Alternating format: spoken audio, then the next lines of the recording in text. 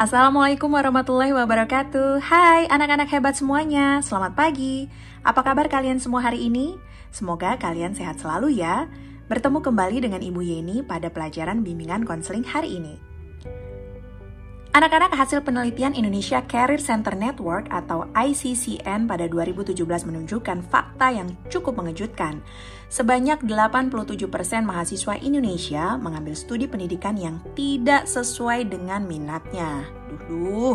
Nah, untuk itu hari ini Ibu akan membahas tentang minat dan masa depan.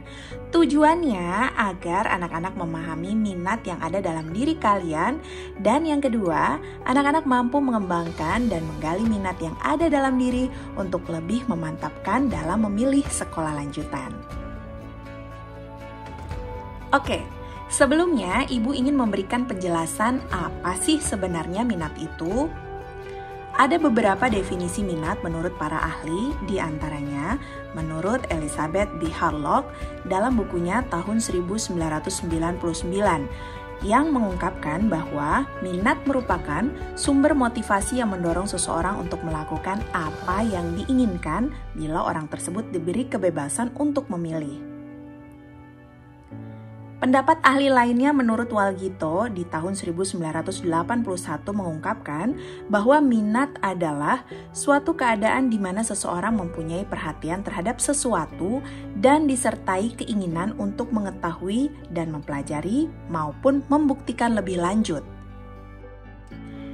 Dari dua pendapat ahli tersebut dapat disimpulkan bahwa minat adalah suatu tanda kemantapan dan kesiapan seseorang untuk memilih cita-cita atau karir dengan adanya dorongan yang kuat dalam belajar, pekerjaan, atau tugas-tugas yang dibebankannya. Minat sangat erat sekali dengan perasaan suka atau tidak suka, tertarik atau tidak tertarik, senang atau tidak senang.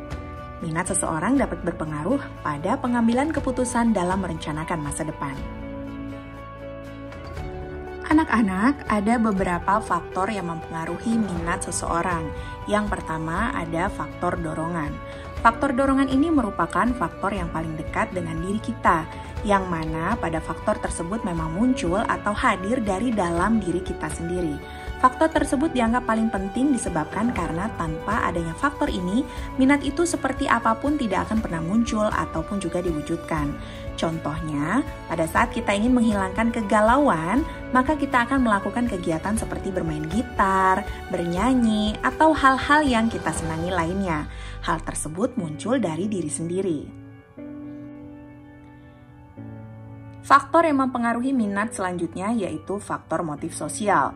Faktor motif sosial ini juga menjadi faktor selanjutnya yang dapat mempengaruhi minat. Faktor tersebut merupakan faktor untuk melakukan suatu aktivitas supaya dapat diterima serta juga diakui oleh lingkungannya. Minat tersebut semacam kompromi pihak individu dengan lingkungan sosialnya.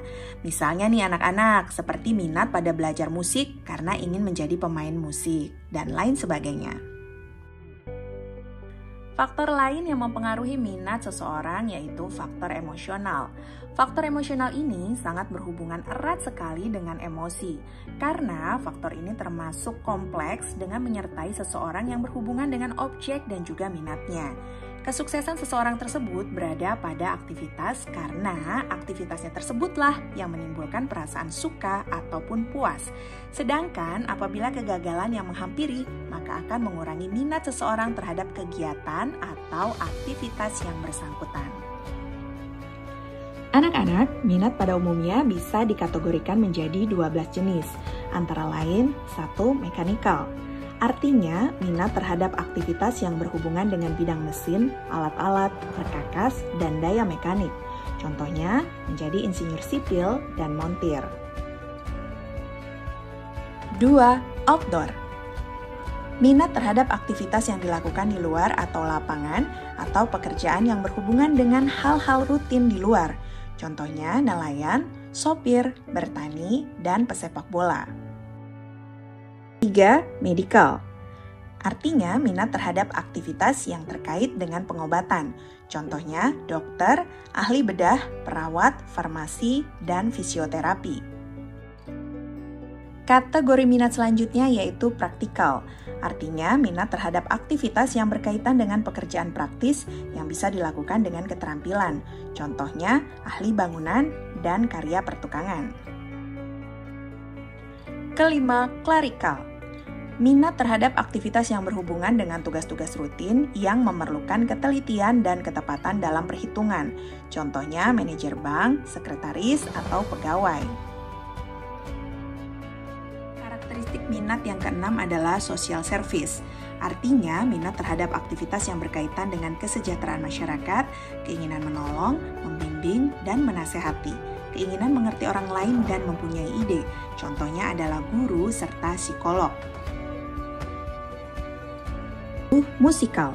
Minat terhadap aktivitas yang berkaitan dengan musik, baik memainkan, mendengarkan, bernyanyi, atau membaca sesuatu yang berhubungan dengan musik. Penghargaan terhadap musik.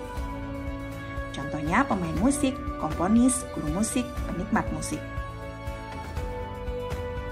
Yang kedelapan, literary, artinya minat terhadap aktivitas yang berkaitan dengan buku-buku, kegiatan membaca atau mengarang. Contohnya wartawan, pengarang, penyair, penulis skenario drama, film, atau sinetron. Karakteristik minat yang kesembilan yaitu estetik. Minat terhadap aktivitas yang berkaitan dengan keindahan, bersifat seni, dan menciptakan sesuatu yang bernilai seni. Contohnya seniman, arsitek, dan perancang. Karakteristik minat selanjutnya yaitu personal contact. Artinya, minat yang berhubungan dengan manusia, diskusi, membujuk, bergaul dengan orang lain, atau sesuatu yang membutuhkan kontak dengan masyarakat.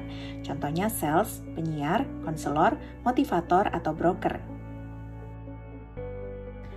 Yang ke-11, scientific. Artinya, minat yang berhubungan dengan kreativitas dan analisis, penyelidikan dan eksperimen, kimia maupun pengetahuan umum. Contohnya ilmuwan, insinyur, serta ahli biologi. Nah, yang terakhir yaitu computational. Artinya minat yang berhubungan dengan angka-angka. Contohnya akuntan, ahli statistik, auditor, kasir, serta guru matematika. Anak-anak, untuk mengetahui minat seseorang bisa dilakukan dengan berbagai cara, antara lain dengan tes dan non-tes, salah satunya dengan angket. Kalian bisa mengisi angket yang sudah Ibu sediakan pada Google Site, serta evaluasi diri yang akan Ibu berikan juga pada Google Site. Oke anak-anak, itulah tadi materi tentang minat dan masa depan. Semoga apa yang Ibu sampaikan bisa bermanfaat untuk kalian ya, terutama dalam menentukan pilihan sekolah lanjutan sesuai dengan minat dan bakat kalian. Dan untuk kalian tetap sehat ya, jangan lupa patuhi protokol kesehatan. Ibu akhiri, wassalamualaikum warahmatullahi wabarakatuh, sampai jumpa.